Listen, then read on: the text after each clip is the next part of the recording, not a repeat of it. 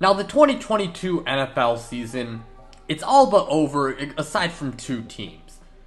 But, like every year, there are surprises. And one of the biggest surprises from this past season was the Jacksonville Jaguars.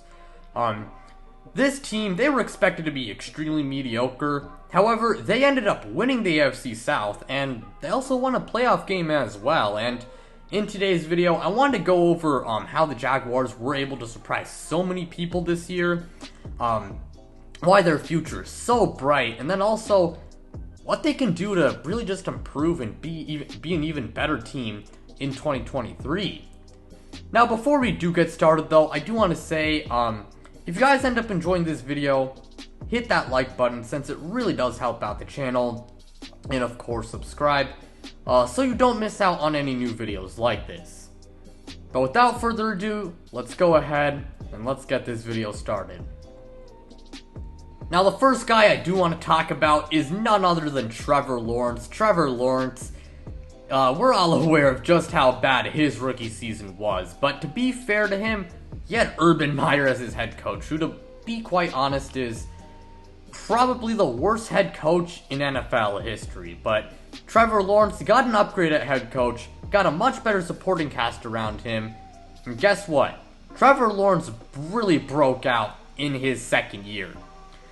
He had like 4,000 passing yards and 25 passing touchdowns with just a mere 8 interceptions to go along with like 300 rushing yards, I believe, or like between 200 and 300 rushing yards and 5 rushing touchdowns. Trevor Lawrence's point is, the guy was phenomenal in his second year. I really got to give it to him. Trevor Lawrence, when you look at him, right now I would say he's like a top 7 to 10 quarterback in the league. And he's got all the physical tools you want, strong arm, good mobility, great size, and, besides that, he's also got pretty good accuracy as well. And he was viewed as a generational prospect coming out of Clemson for a reason.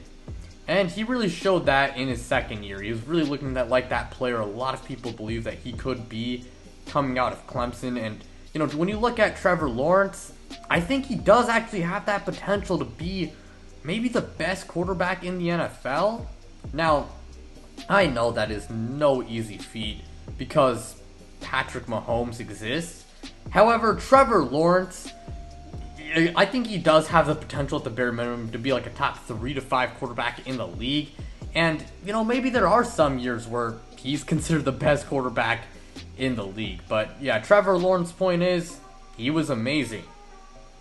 But he couldn't do it all by himself. I mean, I did mention that he had a good supporting cast, and it's true. I mean, Travis Etienne, I thought he was a horrible draft pick like a lot of people when he was taken by the Jaguars. But the team ended up trading James Robinson, and Travis Etienne, he was phenomenal this past year. Right now, I would say he's like a top 10, 12 running back in the league right now. And, like Trevor Lawrence, in fact, his college teammate, I think Travis Etienne does have that potential to be one of the best running backs in the NFL. And the Jaguars, I mean, they got a good player in Travis Etienne. And speaking of the Jaguars' weapons, I want to talk about their leaders in receiving yards, or at least the top 3 leaders. Christian Kirk, when he was signed to that 4-year, $72 million contract, everyone thought Jacksonville was crazy for signing him to that deal. I mean, people were calling the man a bank robber. Jaguars fans themselves were criticizing the move.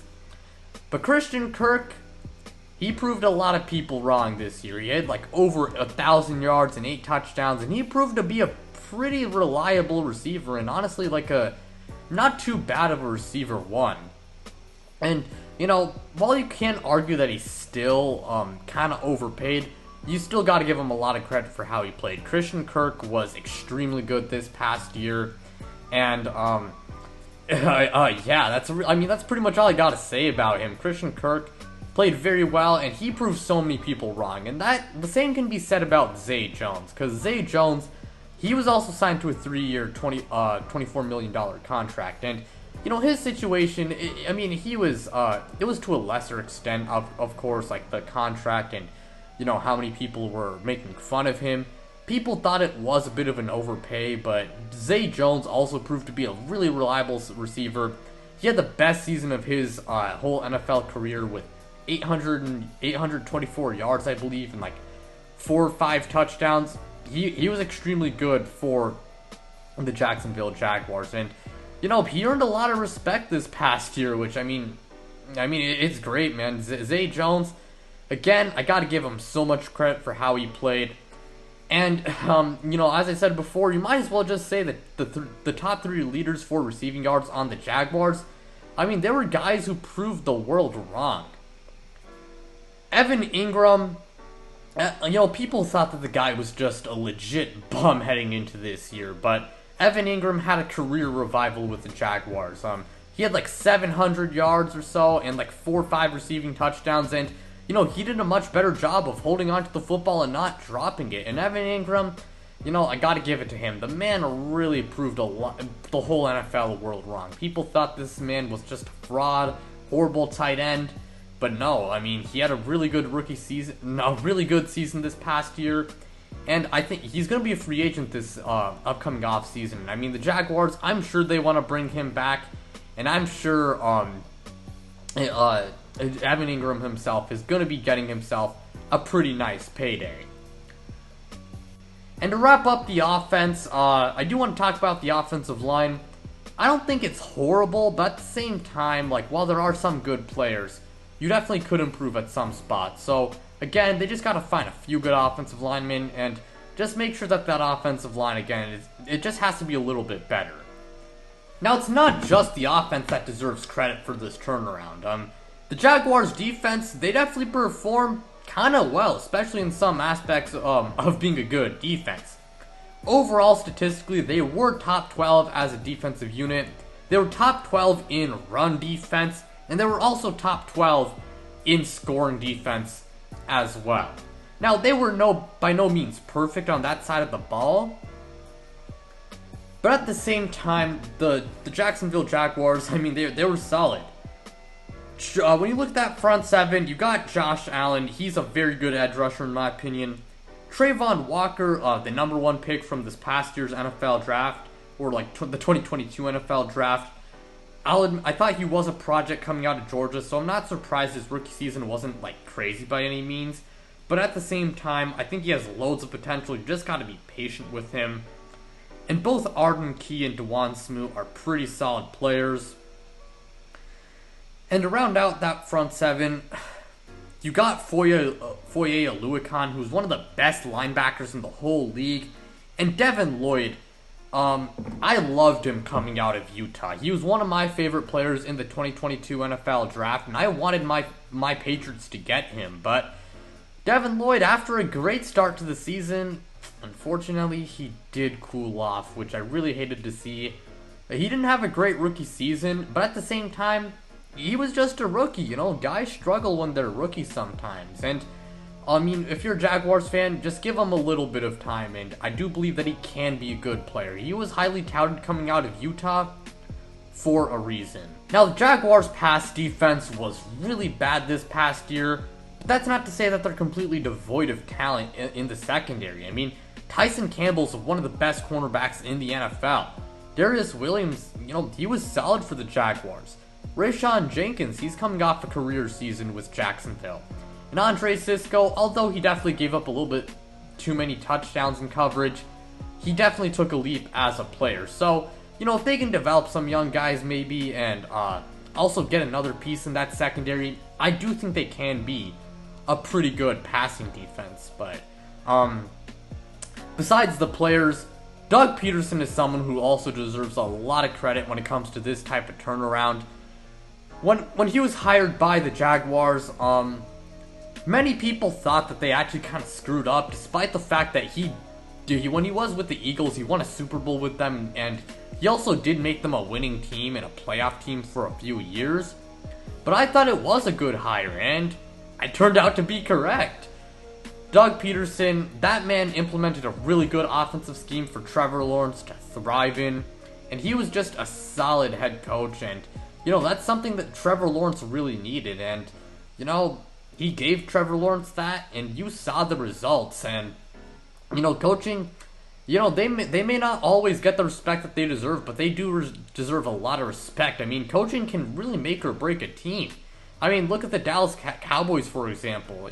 People will say, oh, every year they're hyped up as Super Bowl favorites, but even though a lot of times they might have talented rosters, coaching was a massive reason why they've been, why that narrative has been, surrounding them for such a long time. Or look at Mac Jones on my New England Patriots this past year. I mean, he had Matt freaking Patricia as his offensive coordinator, and look what happened. I mean, okay, thank God Matt Patricia's not our offensive coordinator anymore. But yeah, man, coaching, it can really make or break a team or player. I mean, also just look at Trevor Lawrence last year. But yeah, man, Doug Peterson, he was extremely good. And when teams overachieve like this, head coaches deserve a lot of credit for it. And when I look at this team, they have a lot of young talent. And, they were already really good this year when a lot of their young talent still wasn't fully developed. So just imagine what they can do when a lot of these young guys have hit their ceilings. And I mean, that's just scary to really think about. The Jaguars, they're a damn good team. I mean, they made the playoffs this past year and won a game. They're talented. A lot of their talent is young. So, yeah, it's all really just about developing the young talent from here on out. And Calvin Ridley, they acquired him at the trade deadline. And Calvin Ridley, when he's on the field, he is one of the best receivers in the whole NFL, and he is going to do wonders with Trevor Lawrence, and in my opinion, he is going to make Trevor Lawrence even better, and I could see Trevor Lawrence putting up MVP numbers next year and being a legit MVP candidate, depending on how good of a team the Jaguars are. And, their division, too, it's not good, to really say the least. The Texans are still rebuilding. The Colts are entering a rebuild.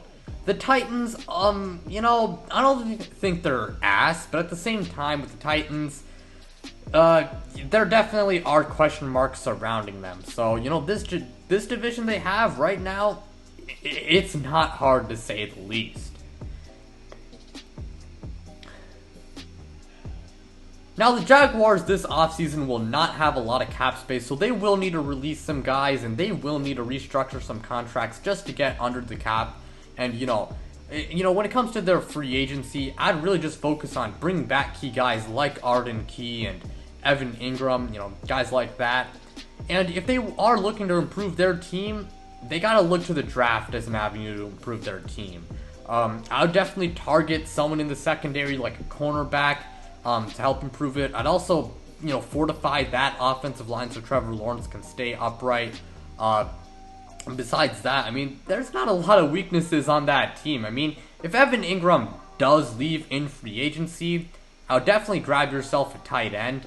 But yeah, I mean, the Jaguars, I don't think they have a lot of weaknesses, as a team when it comes to their young talent. And again, their future is incredibly bright, and they proved me wrong this year. And if you're a Jaguars fan, you gotta feel excited about this team. I mean, this is the best they've been by far ever since the Jacksonville days, and in my opinion, their future has a much brighter outlook compared to, after that 2017 to 18 season, because they're way more balanced and they have a legit franchise quarterback. So, yeah, man, that's really all I got to say for this video. Thank you guys so much for watching. It really means a lot to me.